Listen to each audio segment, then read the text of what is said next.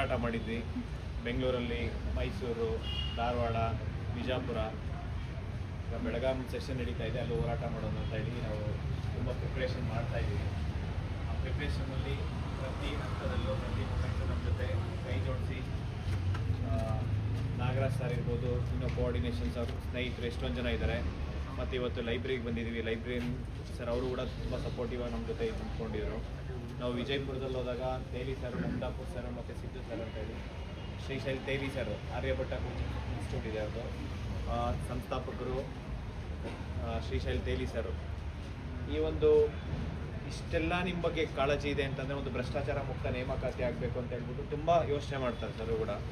ನಾವು ನೋಡಿದ್ದೀವಿ ಅದ್ರ ಬಗ್ಗೆ ಎಷ್ಟೊಂದು. ಯಾಕೆ ಅಂತಂದರೆ ಅವರು ಎಕ್ಸಾಂಪಲ್ ಸೆಟ್ ಮಾಡ್ಕೊಂಡಿದ್ದಾರೆ. ಏನಂದರೆ ಯಾರು ದುಡ್ಡು ಕೊಟ್ಟು ಜಾಬ್ ತೊಗೊಂಡಿರೋರು ಇದ್ದಾರಲ್ಲ, ಅದನ್ನು ನೋಡಿರೋ ಉದಾಹರಣೆಗಳಿರೋದ್ರಿಂದ ಆ ರೀತಿ ಆಗಬಾರ್ದು. ಯಾರು ಕಷ್ಟಪಟ್ಟು ಹೋಗ್ತಾರೆ ಅವರಿಗೆ ಜಾಬ್ ಸಿಗಬೇಕು ಅಂತ ಹೇಳಿ ಅವರು ಯಾವಾಗಲೂ ಯೋಚನೆ ಮಾಡ್ತಾರೆ ಅದ್ರ ಬಗ್ಗೆ. ಈಗ ಆ ರೀತಿ ಯೋಚನೆ ಮಾಡಿ ನಾವೆಲ್ಲ ಎಷ್ಟು ಜನ ಹೋರಾಟ ಮಾಡ್ತೀವಿ ಅಂತಂದರೆ ಯಾರಿಗೋಸ್ಕರ ಮಾಡ್ತಾ ಇದ್ದೀವಿ? ಸ್ಟೂಡೆಂಟ್ಸ್ ಒಳ್ಳೇದಾಗಬೇಕು. ನೀವು ಇಲ್ಲಿ ಇಷ್ಟು ಕಷ್ಟಪಟ್ಟು ಓದ್ತಾ ಇದ್ದೀರಾ ಅಂದರೆ ನಿಮ್ಮ ಹತ್ರ ದುಡ್ಡಿದ್ರೆ ಯಾರಾದ್ರೂ ಇಲ್ಲಿ ಲೈಬ್ರರಿ ಬಂದು ಓದಕ್ಕೆ ಬರ್ತಿದ್ದೀರಾ? ದುಡ್ಡಿದ್ರೆ ಬರ್ತಾ ಇದ್ದೀರಾ ನೀವು?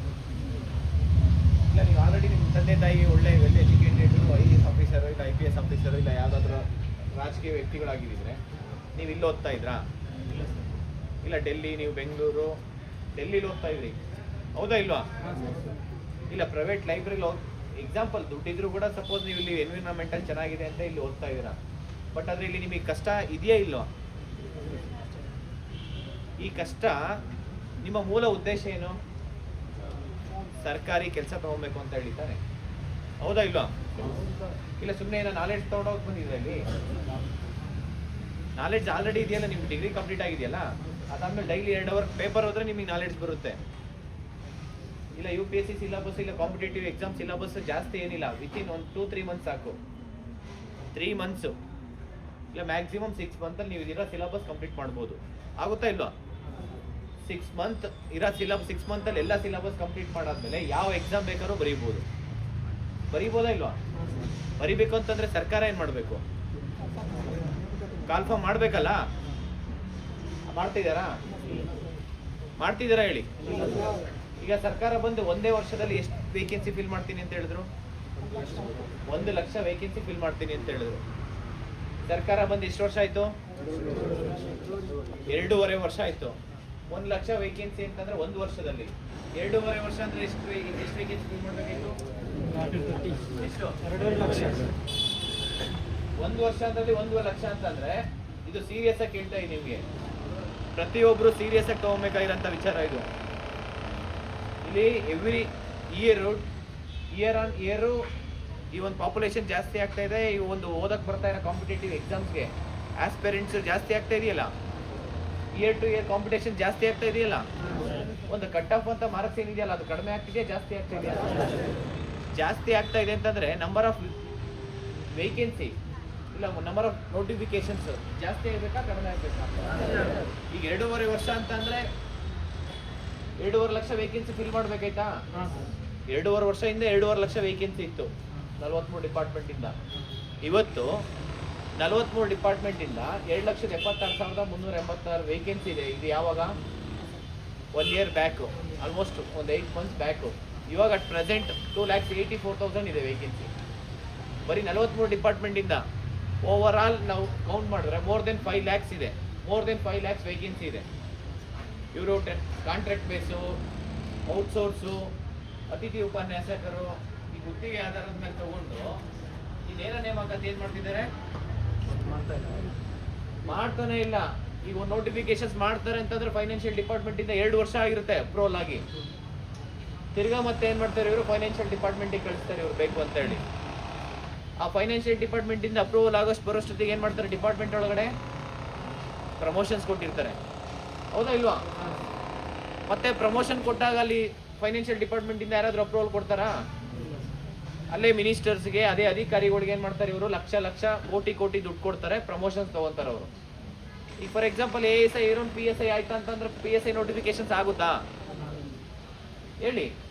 ಈಗ SDA ಇರೋನು FDAಗೆ ಪ್ರಮೋಷನ್ ಆಯ್ತಂತಂದ್ರೆ FDA ನೋಟಿಫಿಕೇಶನ್ಸ್ ಆಗುತ್ತಾ? ಈ ರೀತಿ ಇದಕ್ಕೆಲ್ಲ ಕಾರಣ ಯಾರು? ಸರ್ಕಾರನ ನಾವ ಯೋಚನೆ ಮಾಡಿ. ಸರ್ಕಾರನ ನಾವು ಎಲ್ಲಿವರೆಗೂ ಸುಮ್ಮನೆ ಕುತ್ಕೊಂಡಿರ್ತೀವೋ ಅಲ್ಲಿವರೆಗೂ ಸರ್ಕಾರ ಅವ್ರ ಇಷ್ಟ ಬಂದಂಗೆ ಮಾಡ್ಕೊಂಡು ಹೋಗ್ತಾರೆ. ನೀವು ತಪ್ಪು ಮಾಡಿದ್ರೆ ಈಗ ಅಲ್ಲಿ ಒಳಗಡೆ ಬ್ಯಾಗ್ ಇಟ್ಬಿಟ್ಟು ಬಂದಿದ್ರೆ ಯಾರಾದ್ರೂ ಒಂದು ಫೋನ್ ಇಲ್ಲ ಒಂದು ಬುಕ್ ಕಳ್ದೋಯ್ತಂತಂದ್ರೆ ನೀವು ಏನು ಮಾಡ್ತೀರಾ? ಒಂದು ಮೊಬೈಲ್ ಕಳ್ದೋಯ್ತಂತಂದ್ರೆ ಏನು ಮಾಡ್ತೀರಾ ಹೇಳಿ? ಕ್ಯಾಮ್ರಾ ಚೆಕ್ ಮಾಡ್ತೀರಾ? ಕಂಪ್ಲೇಂಟ್ ಕೊಡ್ತೀರಾ? ಹಂಗೆ ಬಿಟ್ಬಿಡ್ತೀರಾ? ಆದ್ರೆ ನೀವು ಪ್ರಶ್ನೆ ಮಾಡ್ತಾ ಇದ್ರಲ್ಲ, ಅಲ್ಲಿ ಮಾಡ್ತೀರಾ ಇಲ್ವಾ? ಈಗ ಸರ್ಕಾರದಲ್ಲಿ ಯಾವ್ದೋ ಹೋದ್ರು ಮಿನಿಸ್ಟರು 2 ದಿನ ನೋಟಿಫಿಕೇಶನ್ಸ್ ಮಾಡ್ತೀನಿ ಅಂತ ಹೇಳಿದ್ರು, ಮಾಡಿದಾರಾ? 1 ತಿಂಗಳಲ್ಲಿ ನೋಟಿಫಿಕೇಶನ್ಸ್ ಮಾಡ್ತೀನಿ ಅಂತ ಹೇಳಿದ್ರು, ಮಾಡಿದಾರಾ?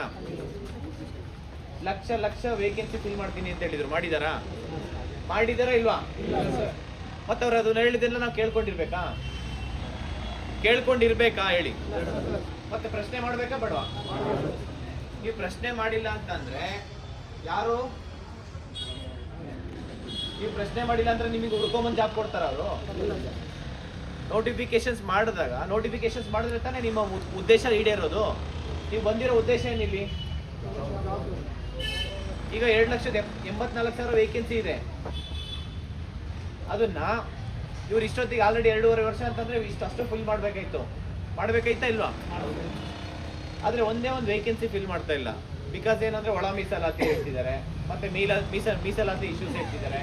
ಇವರೆಲ್ಲ ಒಂದೊಂದು ನೆಪ ಅಷ್ಟೇ ಹೇಳ್ತಾ ಇರೋದು. ನೆಪ ಏನ್ ಹೇಳಿ? ಸರ್ಕಾರ ಕೇಳಿದ್ರೆ ಏನ್ ಮಾಡ್ತಾರೆ? ಸುಪ್ರೀಂ ಕೋರ್ಟ್ ಮೇಲೆ ಹಾಕಿದ್ರು. ಒಳ ಮೀಸಲಾತಿ ಆದ್ಮೇಲೆ ರಿಪೋರ್ಟ್ ಬಂದ್ಮೇಲೆ ನಾವು ಇಮಿಡಿಯೇಟ್ ನೋಟಿಫಿಕೇಶನ್ ಮಾಡ್ತೀವಿ ಅಂತ ಹೇಳಿದ್ರ ಇಲ್ವಾ? ಇವಾಗ ಏನ್ ಹೇಳ್ತಿದ್ದಾರೆ?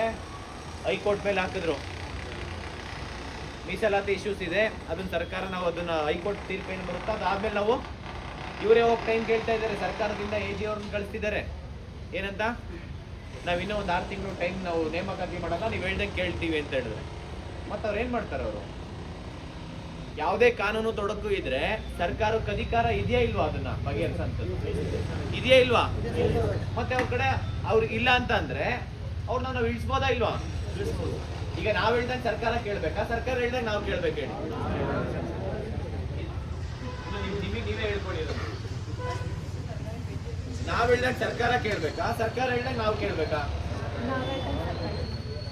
ನಾವು ತಾನೇ ಸರ್ಕಾರ. ನಾವು ಎಲೆಕ್ಟ್ ಮಾಡಿರೋತ್ತ ನೀವು ಓಟ್ ಹಾಕಿರೋದ್ರಿಂದ ಅವ್ರು MLA ಆಗಿರೋದಲ್ವಾ? ಗೌರ್ಮೆಂಟ್ ಫಾರ್ಮ್ ಯಾರಿಂದ? ನಿಮ್ಮಿಂದ ಅಲ್ವಾ? ಅವ್ರ ಅಧಿಕಾರ ಶಾಶ್ವತವಾಗಿ ಇರುತ್ತಾ? ಮತ್ತೆ ನೀವೆಲ್ಲ ಇಷ್ಟು ಸುಮ್ಮನೆ ಕುತ್ಕೊಂಡ್ರೆ ಪ್ರತಿ ಒಂದು ಇಲಾಖೆಯಲ್ಲಿ ನೀವು ಯಾವುದೇ ಗೌರ್ಮೆಂಟ್ ಆಫೀಸಿಗೆ ಹೋಗಿ 3-4 ಜನ ಮಾಡೋ ಕೆಲಸ ಒಬ್ಬೊಬ್ರು ಮಾಡ್ತಿದಾರ ಇಲ್ವಾ? ಟೀಚರ್ ವೇಕೆನ್ಸಿ ಬರೀ ಏನೋ ಅತಿಥಿ ಉಪನ್ಯಾಸಕರು ಇಲ್ಲಿ ಔಟ್ಸೋರ್ಸ್ ತಗೊಂಡು ಗೆಸ್ಟ್ ಫ್ಯಾಕಲ್ಟೀಸ್ ಅಂತ ತಗೊಂಡು ಇಲ್ಲಿ 50,000 ಕೊಡೋ ಜಾಗದಲ್ಲಿ ಅಲ್ಲಿ ಎಷ್ಟು ಕೊಡ್ತಾರೆ? 10,000, 12,000. ಹೌದಾ ಇಲ್ವಾ? 10-12,000 ಮುಗಿಸ್ತಾ ಇದ್ದಾರೆ. ಟೋಟಲ್ ವೇಕೆನ್ಸಿ ಟೀಚರ್ಸ್ 70,727 ಹುದ್ದೆ ಖಾಲಿ ಇದಾವೆ. ಇದೆಯಾ ಇಲ್ವಾ? ಈಗ ಮೊನ್ನೆ ಏನು ಟೀಚರ್ ವೇಕೆನ್ಸಿ ಅಪ್ರೂವಲ್ ಆಗಿತ್ತು 10,267 ವೇಕೆನ್ಸಿ.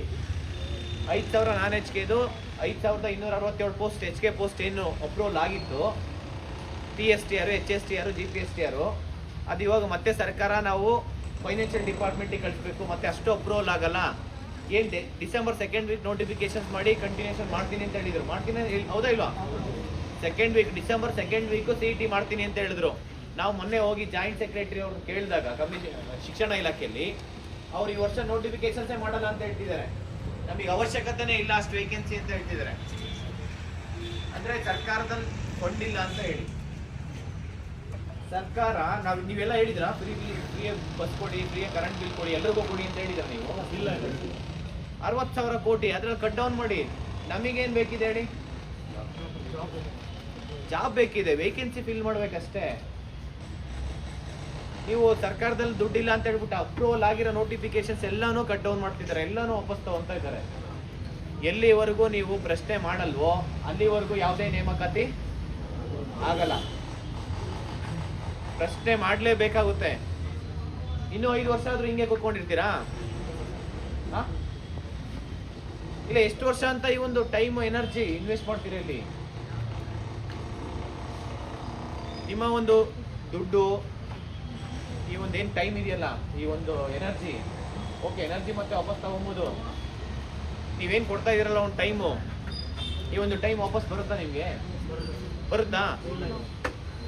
ಹೆಣ್ಮಕ್ಳಿಗೆ ಏನು 10 ವರ್ಷ ಮನೆಯಿಂದ ಕಳಿಸ್ತಾರೆ ಓದೋದಕ್ಕೆ? ಕಳಿಸ್ತಾರಾ? ಮ್ಯಾಕ್ಸಿಮಮ್ 2 ರಿಂದ 3 ವರ್ಷ. ಹುಡುಗರಿಗೆ ಇನ್ನೇನು ಜಾಸ್ತಿ ಅಂದರೆ ಒಂದು 5 ವರ್ಷ ಇರ್ಬೋದಲ್ವಾ? ಹೌದಾ ಇಲ್ವಾ? ಇವರು ನೋಟಿಫಿಕೇಶನ್ಸ್ ಆಗಿ ಸುಮಾರು 5-6 ವರ್ಷ ಆಯಿತು. ಇಲ್ಲಿ ನೀವು ಓದ್ತಾ ಇರೋ ಸ್ಪೀಡಿಗೆ, ನೀವು ಓದ್ತಾ ಇರೋ ಒಂದು ಎನ್ವಿರಾನ್ಮೆಂಟಲ್ಲಿಗೆ ಅಲ್ಲಿ ನೋಟಿಫಿಕೇಶನ್ಸ್ ಆದರೆ ಎಷ್ಟು ಕಾಂಪಿಟೇಷನ್ ಇರುತ್ತಾ ಇಲ್ವಾ? ಈಗ ಓದಿರೋರ್ಗೆ ಎಲ್ಲರಿಗೂ ಇಲ್ಲಿ ಜಾಬ್ ಸಿಗ್ಬೇಕಂತಂದ್ರೆ ನಂಬರ್ ಆಫ್ ವೇಕೆನ್ಸಿ ಎಲ್ಲ ಡಿಪಾರ್ಟ್ಮೆಂಟು ಇದ್ದು ನೀವು ನೋಟಿಫಿಕೇಶನ್ಸ್ ಮಾಡಿದ್ರೆ ತಾನೇ ಎಲ್ಲರಿಗೂ ಜಾಬ್ ಸಿಗೋದು. ಹೌದಾ ಇಲ್ವಾ? ಅಟ್ಲೀಸ್ಟ್ ಒಂದು 10 ಲಕ್ಷ ಜನ ಓದ್ತಾ ಇದ್ದಾರೆ ಅಂತಂದ್ರೆ 2.5 ಲಕ್ಷ ವೇಕೆನ್ಸಿ ಬಿಲ್ ಆಯ್ತಂದ್ರೆ 2.5 ಲಕ್ಷಕ್ಕೆ ಜಾಬ್ ಸಿಗುತ್ತಾ? ಯಾರು ಸೀರಿಯಸ್ ಆಗಿ ಓದ್ತಾ ಇದ್ದಾರೋ ನಿಮ್ಗೆಲ್ರಿಗೂ ಜಾಬ್ ಸಿಗುತ್ತಾ ಸಿಗಲ್ವಾ? ಇದೆಲ್ಲ ಸಿಗಬೇಕು ಅಂತಂದ್ರೆ ನೀವೆಲ್ಲ ಪ್ರಶ್ನೆ ಮಾಡಬೇಕು. ನಾವಿಲ್ಲಿ ಬೆಳಗಾಂ ಅಧಿವೇಶನದಲ್ಲಿ ಒಂದು ಪ್ರತಿಭಟನೆ ಮಾಡೋಣ ಅಂತ ಹೇಳಿ ಪ್ಲ್ಯಾನ್ ಮಾಡಿದ್ವಿ. ಅದನ್ನು ನೆಕ್ಸ್ಟ್ 48 ಅವರ್ಸಲ್ಲಿ ಯಾವಾಗ ಅಂತ ಡೇಟ್ ಫಿಕ್ಸ್ ಮಾಡ್ತಾರೆ ನೋಡೋಣ, ಹೇಳ್ತೀನಿ ನಿಮಗೆ. ಆ ಡೇಟ್ ಇದ್ದಾಗ ಖಂಡಿತ ನೀವೆಲ್ಲರೂ ಏನು ಮಾಡಬೇಕು, ಈ ಒಂದು ಪ್ರತಿಭಟನೆಗೆ ಭಾಗವಹಿಸಲೇಬೇಕು. ಎಲ್ಲರೂ ಪ್ರಶ್ನೆ ಮಾಡಬೇಕು. ಅಲ್ಲಿ ಬಂದು ಕಲ್ಲು ಹೊಡೆಯೋಂಥದ್ದು, ಇಲ್ಲಾಂದರೆ ಪಬ್ಲಿಕ್ಗೆ ತೊಂದರೆ ಕೊಡೋಂಥದ್ದಲ್ಲ, ರೋಡ್ ಬಂದ್ ಮಾಡೋದಲ್ಲ. ಯಾರಿಗೇನು ಪಬ್ಲಿಕ್ ಏನೂ ಆಗಬಾರ್ದು. ಮತ್ತು ನಿಮಗೂ ನೀವು ತುಂಬ ಇಂಪಾರ್ಟೆಂಟು, ನಿಮ್ಮ ಸೇಫ್ಟಿ ಇಂಪಾರ್ಟೆಂಟು. ನೀವು ಚೆನ್ನಾಗಿದ್ದರೆ ಏನು ಬೇಕಾದರೂ ಮಾಡ್ಬೋದು. ಹೌದಾ ಇಲ್ವಾ? ಯಾವತ್ತೇ ಆಗಲಿ ಒಂದು ಶಾಂತಿಯುತ ಪ್ರತಿಭಟನೆ ಮಾಡೋದ್ರಿಂದ ನಮ್ಮ ಒಂದು ಕೆಲಸ ಏನಿದೆ, ನಮ್ಮ ಬೇಡಿಕೆ ಏನಿದೆ ಅದನ್ನು ಈಡೇರಿಸಬೇಕೆ ಹೊರತು ನಾವು ಪಬ್ಲಿಕ್ ತೊಂದರೆ ಕೊಡೋದಾಗಲಿ, ಇಲ್ಲ ರೋಡ್ ಬಂದ್ ಮಾಡೋದು, ಕಲ್ಲು ಹೊಡೆಯೋದು ಇದರಿಂದ ಅಲ್ಲ. ಯಾರಿಗೇನು ಆಗಬಾರ್ದು ಆ ರೀತಿ ನಾವು ಹೋರಾಟ ಮಾಡಬೇಕಾಗುತ್ತೆ. ಧಾರವಾಡದಲ್ಲಿ ಮಾಡಿದ್ವಿ, ನೋಡಿದ್ರಲ್ಲ? ಹೌದಾ ಇಲ್ವಾ? ವಿಜಯಪುರದಲ್ಲಿ ಮಾಡಿದ್ವಿ, ಮೈಸೂರು, ಬೆಂಗಳೂರಲ್ಲೂ ಹೋರಾಟ ಮಾಡಿದ್ವಿ. ಆ ರೀತಿ ಬೆಳಗಾಮಲ್ಲೊಂದು ಪ್ರತಿಭಟನೆ ಆಗ್ಬೇಕಾ ಬೇಡವಾ? ಪ್ರೊಟೆಸ್ಟ್ ಮಾಡಬೇಕಾ ಬೇಡವಾ ಹೇಳಿ? ಪ್ರೊಟೆಸ್ಟ್ ಮಾಡೋದ್ರಿಂದ ನಮ್ಮ ಬೇಡಿಕೆ ಸರ್ಕಾರಕ್ಕೆ ಆಲ್ರೆಡಿ ಈಗ ತುಂಬ ಕಡೆ ರೀಚ್ ಮಾಡಿದ್ದೀವಿ. ಎಲ್ಲರಿಗೂ ಗೊತ್ತಿದೆ ಏನು ಕಾನೂನು ತೊಡಕಿದ್ದೇವೆ ಸರ್ಕಾರದಲ್ಲಿ ನೇಮಕಾತಿ ಮಾಡೋದಕ್ಕೆ. ಅಷ್ಟು ಸಮಸ್ಯೆಗಳನ್ನ ಈ ಬೆಳಗಾವಿ ಅಧಿವೇಶನದಲ್ಲಿ ಅದನ್ನ ಅಷ್ಟು ಸಮಸ್ಯೆಗಳನ್ನ ಚರ್ಚೆ ಮಾಡಿ ಆ ಸಮಸ್ಯೆಗಳಿಗೆ ಪರಿಹಾರ ಕಂಡಿಟ್ಕೊಳೋದು ಯಾವುದು? ಸರ್ಕಾರದ ಕೆಲಸ ಅದು. ಹೌದಾ ಇಲ್ವಾ? ಸುಮ್ಮನೆ ನೆಪ ಇಟ್ಕೊಂಡು ಕಂಟಿನ್ಯೂ ಮಾಡ್ತೀವಿ, ಇನ್ನೂ ಒಂದು 6 ತಿಂಗಳು ವರ್ಷ ನೇಮಕಾತಿ ಮಾಡಲ್ಲ ಅಂತಂದರೆ ನಾವು ಯಾವುದೇ ಕಾರಣಕ್ಕೂ ಸುಮ್ಮನೆ ಇರಲ್ಲ. ಅದನ್ನು ಎಚ್ಚರಿಕೆ ಆಲ್ರೆಡಿ ಸರ್ಕಾರಕ್ಕೆ ಕೊಟ್ಟಿದ್ದೀವ ಇಲ್ವಾ? ಇನ್ನೂ ಒಂದ್ಸತಿ ಕೊಡೋದಿದೆ ಅವರಿಗೆ. ಪ್ರತಿಯೊಂದು ಜಿಲ್ಲೆಯಲ್ಲೂ ಈ ಒಂದು ಪ್ರತಿಭಟನೆ ಆಗಲೇಬೇಕು, ಮಾಡಲೇಬೇಕು. ಎಲ್ರೂ ಯಾರೂ ಅಷ್ಟೇ ಸುಮ್ಮನೆ ಕೂರಂಗಿಲ್ಲ. ಪ್ರತಿಯೊಬ್ಬರು ಪ್ರಶ್ನೆ ಮಾಡಿಲ್ಲ ಅಂದರೆ ಏನೂ ಚೇಂಜಸ್ ಆಗಲ್ಲ. ನಿಮ್ಮ ಕಾನ್ಸ್ಟಿಟ್ಯೂಯೆನ್ಸಿಯಲ್ಲೂ ಅಷ್ಟೇ ಯಾರೇ ತಪ್ಪು ಮಾಡಿದ್ರು ಪ್ರಶ್ನೆ ಮಾಡಿ. ಒಂದು ರೋಡ್ ಸರಿ ಇಲ್ಲ ಅಂತಂದರೆ ಪ್ರಶ್ನೆ ಮಾಡಿ. ಒಂದು ವಾಟರ್ ಫೆಸಿಲಿಟಿ, ಒಂದು ಎಲೆಕ್ಟ್ರಿಸಿಟಿ ಫೆಸಿಲಿಟೀಸ್ ಇಲ್ಲ ಅಂತಂದ್ರೆ ಅಲ್ಲಿ ಪ್ರಶ್ನೆ ಮಾಡಬೇಕಾಗುತ್ತೆ. ಹೌದಾ ಇಲ್ವಾ? ನೀವು ಪ್ರಶ್ನೆ ಮಾಡಿಲ್ಲ ಅಂತಂದರೆ ಅದು ಹಂಗೆ ಕಂಟಿನ್ಯೂ ಆಗ್ತಾ ಇರುತ್ತೆ, ಸಮಸ್ಯೆ ಬಗೆಹರಿಯೋದೇ ಇಲ್ಲ. ನೀವು ಒಬ್ಬರು ಮಾಡೋ ಜಾಗದಲ್ಲಿ ಎಲ್ಲರೂ ಸೇರಿ ಮಾಡಿ, ಪ್ರಶ್ನೆ ಮಾಡಿ. ನೀವೆಲ್ಲರೂ ಒಂದೇ ಸತಿ ಪ್ರಶ್ನೆ ಮಾಡಿ, ಅದು ಯಾಕೆ ಸರಿ ಹೋಗೋಣ ನೋಡೋಣ. ಆಗುತ್ತಾ ಇಲ್ವಾ? ನಿಮಗೆ ನಂಬಿಕೆ ಇರೋದಕ್ಕೆ ತಾನೇ ಇಲ್ಲಿ ಕಾಂಪಿಟೇಟಿವ್ ಎಕ್ಸಾಮ್ ಬಂದಿದ್ದೀರಾ? ನಿಮಗೆ ನಂಬಿಕೆ ಇದೆಯಾ ಇಲ್ವಾ? ಇದೆಯಲ್ವಾ? ಒಂದು ಜಾಬ್ ತೊಗೋತೀನಿ ಅಂತ ಹೇಳಿ, ಜಾಬ್ ತೊಗೊಳೋದಕ್ಕೆ ಮುಂಚೆ ಸರ್ಕಾರ ಏನು ಮಾಡಬೇಕು, ನಾವೇನು ಮಾಡಿಸ್ಬೇಕು ಸರ್ಕಾರಕ್ಕೆ, ಅದನ್ನು ಸ್ವಲ್ಪ ಯೋಚನೆ ಮಾಡಿ. ಫುಲ್ ಟೈಮ್ ಕೊಡೋದಲ್ಲ, ಒಂದು ನೋಟಿಫಿಕೇಶನ್ ಆಗೋವರೆಗೂ ನೀವು ಸ್ವಲ್ಪ ಎಫರ್ಟ್ಸ್ ಹಾಕಲೇಬೇಕಾಗುತ್ತೆ. ನೀವು ಬರೀ ಓದ್ತಾ ಇದ್ರೆ ಆಗುತ್ತಾ ಹೇಳಿ? ಆಗಂಗಿದ್ರೆ ಹೇಳಿ, ಬರೀ ಓದ್ತಾ ಇದ್ದೀನಿ ನನಗೆ ಜಾಬ್ ಹಂಗೆ ಸಿಗುತ್ತೆ ಓದಿದ ತಕ್ಷಣ ಅಂತ ಹೇಳಿದ್ರೆ ಆಗುತ್ತಾ? ಮತ್ತೆ ಒಂದು ಫೀಸ್ ಏನಿದೆ ಗೌರ್ಮೆಂಟಲ್ಲಿ, ಈ ಪ್ರತಿಯೊಂದು ನೋಟಿಫಿಕೇಶನ್ಸ್ ಕೆಯಿಂದ ಆಗಂತ ಎಕ್ಸಾಮ್ಸ್ಗೆ 750 ರೂಪಾಯಿ. 750 ರೂಪಾಯಿ ಇದ್ರೆ ನೀವು ಪ್ರೈವೇಟ್ ಲೈಬ್ರರಿಲಿ ಓದ್ತಾ ಇದ್ರಿ. ಹೌದಾ ಇಲ್ವಾ? ಮೊನ್ನೆ ಯಾವುದು 11 ವೇಕೆನ್ಸಿ ಇದೆ, ಅದಕ್ಕೂ ಎಷ್ಟಿದೆ? 750 ರೂಪಾಯಿ ಫೀಸ್ ಇದೆಯಾ ಇಲ್ವಾ? ನೀವು ಮೊನ್ನೆ 708 ವೇಕೆನ್ಸಿಗೆ ಹೋಗಿ ಕೇಳ್ತಾ ಇದ್ದೆ, ಯಾವುದಕ್ಕೆ ಹೋಗ್ತಾ ಇದ್ದೆ ಅಂದರೆ SDFD ಹೋಗ್ತಾ ಇದ್ದೀನಿ ಅಂತೇಳಿ. ಆ ಒಂದು ವೇಕೆನ್ಸಿಗೆ ಅಪ್ಲಿಕೇಶನ್ ಹಾಕ್ಬೇಕಂದ್ರೆ ಒಬ್ಬೊಬ್ರು ಕನಿಷ್ಠ ಅಂತಂದರೆ 2,000 ರಿಂದ 3,000 ಅಂತ ಪೇ ಮಾಡಿದ್ದೀರಾ? ನೀವು ಮಾಡಿದಿರಾ ಇಲ್ವಾ? 2,000 ರಿಂದ 3,000 ಇವತ್ತು ಒಂದು ತಿಂಗಳ ಎಕ್ಸ್ಪೆಂಡಿಚರ್ ಅದು ನಿಮ್ಗೆ, ಹೌದಾ ಇಲ್ವಾ? ಎಸ್ ಸರ್ ನೋ ಒಂದು ತಿಂಗಳ ಎಕ್ಸ್ಪೆಂಡಿಚರು ನಾವು ಒಂದು ಅಪ್ಲಿಕೇಶನ್ ಹಾಕೋದು ಕೊಡ್ತಾ ಇದೀವಿ. ಮತ್ತೆ ಎಷ್ಟೋ ಜನ ನಾನು ನೋಡಿದ್ದೀನಿ ಪಾರ್ಟ್ ಟೈಮ್ ಕೆಲಸ ಮಾಡಿಕೊಂಡು ಅಪ್ಲಿಕೇಶನ್ ಫೀಸ್ ಹಾಕಿದ್ದಾರೆ. ನಾನು ವಿಜಯಪುರದಲ್ಲಿ ಹೋದಾಗ ವಿಜಯಪುರದಿಂದ ಬೆಂಗಳೂರಿಗೆ ಹೋಗಿ ಒಂದು ಕ್ಯಾಟ್ರಿಂಗ್ ಕೆಲಸಕ್ಕೆ ಹೋಗಿ ಅಲ್ಲಿಂದ ಅರ್ನ್ ಮಾಡ್ಕೊಂಡು ಬಂದು ಇಲ್ಲಿ ಒಂದು ಫೀಸ್ ಅಪ್ಲಿಕೇಶನ್ ಹಾಕಿರೋಂಥದ್ದು ನೋಡಿದ್ದೀವಿ. ಎಷ್ಟೋ ಜನ ಸಾಲ ಮಾಡಿ ಅಪ್ಲಿಕೇಶನ್ ಹಾಕಿರೋದು ನೋಡಿದ್ದೀವಿ. ಎಷ್ಟು ಜನ ನಿಮ್ಮ ಮನೆ ಫ್ಯಾಮಿಲಿಯಲ್ಲಿ ಒಡವೆ ಒತ್ತೆ ಇಟ್ಬಿಟ್ಟು ಅಪ್ಲಿಕೇಶನ್ ಹಾಕಿದ್ರೆ ಅಂತ ಗೊತ್ತಿಲ್ಲ. ಅದನ್ನು ತುಂಬ ಜನ ಹೇಳಿದ್ದಾರೆ 7-8 ಸಾವಿರ ರೂಪಾಯಿ ಅಪ್ಲಿಕೇಶನ್ ಫೀಸ್ ಹಾಕ್ಬೇಕು ಸರ್ ಅಂತ. ಅಂದರೆ ಇಷ್ಟೆಲ್ಲ ಅಪ್ಲಿಕೇಶನ್ ಫೀಸ್ ಯಾವ ರೀತಿ ಇರಬೇಕಂದ್ರೆ UPSC ಮಾದರಿ ಥರ ಇರಬೇಕು. UPSCಯಲ್ಲಿ ಯಾರಾದರೂ ಅಪ್ಲಿಕೇಶನ್ ಅಪ್ಲೈ ಮಾಡಿದ್ದೀರಾ? UPSC ಮಾಡಿದ್ದೀರಲ್ಲ, ಅದರಲ್ಲಿ SC ST ಮತ್ತು ವುಮೆನ್ಸ್ಗೆ ನಿಮಗೆಲ್ಲ ಫ್ರೀ ಇದೆ. ಇದು ಗೊತ್ತಾಯಿಲ್ಲ ಅಪ್ಲಿಕೇಶನ್ ಹಾಕ್ಬೇಕಂತಂದರೆ UPSC ಎಕ್ಸಾಮ್ಸ್ಗೆ ಅಪ್ಲಿಕೇಶನ್ ಹಾಕ್ಬೇಕಂದ್ರೆ ಇವರಿಗೆ ಹೆಣ್ಮಕ್ಳಿಗೆ ಮತ್ತು SC ST ಫ್ರೀ ಇದೆ. OBCಗೆ ಮತ್ತು ಜನರಲ್ ಮೆರಿಟ್ಗೆ ಎಷ್ಟಿದೆ? ಓನ್ಲಿ 100 ರೂಪೀಸ್ ಇದೆ. ಅದನ್ನು ನಮ್ಮ ಕರ್ನಾಟಕದಲ್ಲಿ ಯಾಕೆ ಇಂಪ್ಲಿಮೆಂಟ್ ಮಾಡಬಾರ್ದು? ಇಲ್ಲಿ 60,000 ಕೋಟಿ ಫ್ರೀ ಬೀಸ್ ಕೊಡ್ತಾ ಇದ್ದಾರೆ. ಇಲ್ಲೊಂದು ಅಪ್ಲಿಕೇಶನ್ ಹಾಕೋದಕ್ಕೆ ಫ್ರೀಯಾಗಿ ಯಾಕೆ ಮಾಡಬಾರ್ದು? ಮಾಡಬೇಕಾ ಬೇಡವಾ? ನೀವು ಗ್ಯಾರಂಟೀಸು ನಿಮಗೆ ಯುವ ನಿಧಿ ಬೇಕಾ ನಿಮಗೆ? ಇಲ್ಲಿ ಅದು ಏನು ಎಲ್ರಿಗೂ ಸಿಗ್ತಾ ಇದೆಯಾ? ನಿಮ್ಗೆ ಏನಾದ್ರು ಬರ್ತಾ ಇದೆಯಾ? ಯುವ ನಿಧಿ ಎಷ್ಟು ಜನಕ್ಕಿದೆ?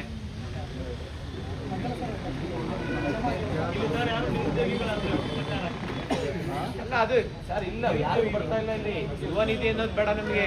ಒಂದು ಹುದ್ದೆ ನೋಟಿಫಿಕೇಶನ್ ಆದರೆ ಸಾಕು ನಮಗೆ, ಹೌದಾ? ಅದರಲ್ಲಿ ಫೀಸ್ ಏನಿದೆ UPSC ಥರ ಫೀಸ್ ಸ್ಟ್ರಕ್ಚರ್ ಇರಬೇಕು. UPSC ಥರ ನೀವು KPSC ನಾವು ಕಾನ್ಸ್ಟಿಟ್ಯೂಷನ್ ಬಾಡಿ ಅಂತ ಹೇಳ್ತಾರೆ, ಇವ್ರು ನೋಡಿದ್ರೆ ಇಲ್ಲಿ ಲೂಟಿ ಮಾಡ್ತಿದ್ದಾರೆ. ಒಂದು ಅಪ್ಲಿಕೇಶನ್ ಹಾಕೋಕ್ಕೆ KPSCಯಿಂದ 500 ರೂಪಾಯಿ ಇದೆ, ಹೌದಾ ಇಲ್ವಾ? KEಯಿಂದ 750 ರೂಪಾಯಿ. ಅಲ್ಲಿ ಕಾಂಪಿಟೇಷನ್ ನಾವು ಚೆನ್ನಾಗಿ ಮಾಡ್ತಾ ಇದ್ದೀವಿ ಅಂತ ಹೇಳಿ ನೀವು ಎಕ್ಸಾಮ್ ಕರೆಕ್ಟಾಗಿ ಮಾಡ್ತೀರಾ ಅಂದಿದ ತಕ್ಷಣ 750 ರೂಪಾಯಿ ಫೀಸ್ ಕಟ್ಟೋಕ್ಕಾಗುತ್ತಾ? ಮತ್ತು ಎಕ್ಸಾಮ್ ಸೆಂಟರು ಬೆಂಗಳೂರಿಂದ ಧಾರವಾಡದಿಂದ ಬೆಂಗಳೂರಿಗೆ ಇಂಟರ್ಚೇಂಜ್ ಇಷ್ಟು ಲಾಂಗ್ ಗ್ಯಾಪ್ ಇರಬಾರ್ದು. ಒಂದೊಂದು ಎಕ್ಸಾಮ್ ಬರೀಬೇಕಂತಂದರೆ 5,000 ಸಾವಿರ ಖರ್ಚು ಮಾಡೋದಿದೆ, ಹೌದಾ ಇಲ್ವಾ? ಅದನ್ನು ನಿಯರ್ ಡಿಸ್ಟಿಕ್ಕು ಮತ್ತು ಒಂದು ಸ್ಟ್ರಿಕ್ಟ್ ಮೆಜರ್ ತೊಗೊಬೇಕು ಎಕ್ಸಾಮ್ ಕಂಡಕ್ಟ್ ಮಾಡಬೇಕಂತಂದರೆ. ಈ ಒಂದು ಇದು ಸ್ಟೂಡೆಂಟ್ನ ಶಫಲ್ ಮಾಡೋ ಬದಲು ಅಲ್ಲೇನು ಇನ್ವಿಜಿಲೇಟರ್ ಇದ್ದಾರಲ್ಲ, ಕಂಪ್ಲೀಟ್ ಸ್ಟಾಫು ಸೌತಿಂದ ನಾರ್ತಿಗೆ, ನಾರ್ತಿಂದ ಸೌತಿಗೆ ಕಳಿಸಿ ಕರೆಕ್ಟಾಗುತ್ತೆ, ಹೌದಾ ಇಲ್ವಾ? ಈಗ 4 ಜನನ ಇಡೀ ಒಂದು ಕಾಲೇಜ್, ಒಂದು ಸ್ಕೂಲಲ್ಲಿ ಒಂದು 50 ಜನನ, ಒಂದು 20 ಜನ ಇರ್ತಾರೆ ಇನ್ವಿಜಿಲೇಟರ್ ಎಲ್ಲ ಸೇರಿಕೊಂಡ್ರೆ ಅಧಿಕಾರಿಗಳು ಅಷ್ಟೇ ಅಲ್ವಾ? 20 ಜನನ ನೀವು ಇಂಟರ್ಚೇಂಜ್ ಮಾಡೋದು ಒಳ್ಳೇದಾ? 1000 ಜನ ಸ್ಟೂಡೆಂಟ್ಸ್ನ ಇಂಟರ್ಚೇಂಜ್ ಮಾಡೋದು ಒಳ್ಳೇದಾ? 20 ಜನ ಅಲ್ಲ, ಅದನ್ನ ಮಾಡಿ ನೀವು. ಟ್ರಾನ್ಸ್ಪರೆನ್ಸಿ ಅಕೌಂಟಬಿಲಿಟಿ ಅಲ್ಲಿ ಬರುತ್ತೆ. ನೀವು ಸ್ಟೂಡೆಂಟ್ಸು 2 ದಿನ 1 ದಿನ ಮುಂಚೆನೇ ಹೋಗ್ಬೇಕು, ಹೌದಾ ಇಲ್ವಾ? 1 ದಿನ ಮುಂಚೆನೇ ಹೋಗ್ಬೇಕು. ಅಲ್ಲಿ ಉಳ್ಕೊಳೋ ಫೆಸಿಲಿಟೀಸ್ ಎಲ್ಲ ನೋಡಬೇಕು. ಎಷ್ಟೆಲ್ಲ ಕಷ್ಟ ಆಗುತ್ತಾ ಇಲ್ವಾ? ಮತ್ತೆ ಭ್ರಷ್ಟಾಚಾರ ಮುಕ್ತ ನೇಮಕಾತಿ ಆಗಬೇಕು. ಎಕ್ಸಾಮ್ಸ್ ಏನೇನು 1-2 ದಿನ ಇರುತ್ತೆ. ಯಾವನ ಒಬ್ಬ ಕ್ವಶನ್ ಪೇಪರ್ ತೊಗೊಂಡ್ಬರ್ತಾನೆ, ಬೇರೆ ಸ್ಟೇಟಿಗೆ ಕರ್ಕೊಂಡು ಹೋಗ್ತಾನೆ ಕ್ಯಾಂಡಿಡೇಟ್ನ ವಿತ್ ಒಂದು ಎಲ್ಲ ಡಾಕ್ಯುಮೆಂಟ್ಸು, ಒರಿಜಿನಲ್ ಡಾಕ್ಯುಮೆಂಟ್ಸು. ಡಿಜಿಟಲ್ ಹೆಸರು ಬಂತಂದರೆ ದುಡ್ಡು ಕೊಟ್ಟು ಡಾಕ್ಯುಮೆಂಟ್ ಇಸ್ಕೊಬೇಕು. ಆ ರೀತಿ ಪರಿಸ್ಥಿತಿ ಇದೆಯಾ ಇಲ್ವಾ? ಅದನ್ನ ಯಾವುದೇ ಕಾರಣಕ್ಕೂ ನೀವು ಅಷ್ಟೇ ಆ ಒಂದು ಚೂರು ಏನಾದರೂ ಸ್ವಲ್ಪ ಏನಾದರೂ ನಿಮಗೆ ಸುಳಿವು ಸಿಕ್ತು, ಯಾರಾದರೂ ಆ ರೀತಿ ಮಾಡ್ತಿದ್ದಾರೆ ಅಂತಂದರೆ ನಮ್ಮ ಗಮನಕ್ಕೆ ತೊಗೊಂಬನ್ನಿ. ನಾವು ಇಮಿಡಿಯೇಟ್ ಅವ್ರ ಮೇಲೆ ಆ್ಯಕ್ಷನ್ ತೊಗೊತೀವಿ, ಕಂಪ್ಲೇಂಟ್ ಮಾಡೋಣ. ನಿಮ್ಮ ಕೈಲಿ ಯಾರ ಕೈಯಲ್ಲಿ ಕಂಪ್ಲೇಂಟ್ ಕೊಡೋಕ್ಕಾಗಿಲ್ಲ ಅಂತಂದ್ರೆ ನಾನು ಕಂಪ್ಲೇಂಟ್ ಮಾಡ್ತೀನಿ ಬಂದು. ಯಾವುದೇ ವ್ಯಕ್ತಿ ಆಗಿರ್ಬೋದು, ನಿಮಗೆ ಗೊತ್ತಾಗುತ್ತಲ್ಲ ಅಕ್ಕಪಕ್ಕದಲ್ಲಿ ಯಾರು ಪಾಸ್ ಆಗ್ತಾರೆ. ನೀವು ಚೆನ್ನಾಗಿ ಓದ್ತಾ ಇರ್ತೀರಾ, ಏನು ಓದ್ದಿರಾ ಅವ್ನು ಪಾಸ್ ಆಗಿದ್ದಾನೆ ಅಂತಂದರೆ ಇಲ್ಲಿ ಅವನು ಸುಮ್ಮನೆ ಪಾಸ್ ಆಗೋಕ್ಕಾಗುತ್ತಾ? ಎಕ್ಸಾಮ್ಸ್ ಇದು ಕಾಂಪಿಟೇಟಿವ್ ಎಕ್ಸಾಮ್ಸು, ಸುಮ್ಮನೆ ಜಾಬ್ ತೊಗೊಳಕ್ಕಾಗುತ್ತಾ? ಆಗಲ್ವಲ್ಲ, ಓದಿದ್ರೆ ಮಾತ್ರ ಆಗುತ್ತಲ್ವಾ? ಅದೇ ರೀತಿ ನಿಮ್ಗೇನಾದರೂ ಆ ಥರ ಇತ್ತಂದರೆ ಮಾಹಿತಿ ದಯವಿಟ್ಟು ನಮಗೆ ತಿಳಿಸಿ. ಮತ್ತು ಎಲ್ಲ ಒಂದು ನೋಟಿಫಿಕೇಷನ್ಸು ಈ ಕೂಡಲೇ ನೇಮಕಾತಿ ಪ್ರಕ್ರಿಯೆ ಪ್ರಾರಂಭ ಮಾಡಬೇಕು. ಪ್ರತಿಯೊಂದು ಇಲಾಖೆಯಿಂದ ಮಾಡಬೇಕಾ ಬೇಡವಾ? ಮತ್ತು ವಿದ್ಯಾರ್ಥಿಗಳ ಸಮಸ್ಯೆ ಏನಿದೆ ಅಷ್ಟು ಸಮಸ್ಯೆಗಳಿಗೆ ಸರ್ಕಾರ ಕೂಡಲೇ ಸ್ಪಂದಿಸಿ ಈ ಒಂದು ಏನು ಚಳಿಗಾಲ ಅಧಿವೇಶನ ಇದೆ ಅದನ್ನು ಅವರು ಕರೆಕ್ಟಾಗಿ ವಿದ್ಯಾರ್ಥಿಗಳಿಗೆ ಸ್ಪಂದಿಸಿ ಅದು ಚರ್ಚೆ ಆಗಬೇಕು. ಸೆಷನ್ ಒಳಗಡೆ ಚರ್ಚೆ ಆಗಬೇಕು. ಅಲ್ಲಿವರೆಗೂ ನಮ್ಮ ಹೋರಾಟ ಬರೀ ಹೋರಾಟ ಅಂತಂದರೆ ರೋಡಿಗೆ ಬಂದೇ ಹೋರಾಟ ಮಾಡಬೇಕಂತ ಏನಿಲ್ಲ. ಆನ್ಲೈನಲ್ಲೂ ಮಾಡ್ಬೋದು, ಕ್ಯಾಂಪೇನ್ ಮಾಡಬೇಕು, ಸೋಷಿಯಲ್ ಮೀಡಿಯಾದಲ್ಲಿ ಕ್ಯಾಂಪೇನ್ ಮಾಡಬೇಕು, ಡಿಜಿಟಲ್ ವಾರ್ ಮಾಡಬೇಕು. ಪ್ರತಿಯೊಬ್ಬರು ಪ್ರಶ್ನೆ ಮಾಡಿ, ಒಂದೊಂದು ನಿಮಿಷ ಮಾತಾಡಿ, ಇಂತಿಂಥ ಇಲಾಖೆಯಲ್ಲಿ ಇಷ್ಟಿಷ್ಟು ಖಾಲಿ ಹುದ್ದೆ ಇದ್ದಾವೆ, ನಮಗೆ ನೋಟಿಫಿಕೇಶನ್ಸ್ ಮಾಡಬೇಕು. ಇಲ್ಲ ನಿಮ್ಮ MLA ಯಾರಿದ್ದಾರೆ, ಇಲ್ಲ ಮಿನಿಸ್ಟರ್ಸ್ ಯಾರಿದ್ದಾರೆ ಅವರಿಗೆ ಬೈಕಾಟ್ ಮಾಡಿ.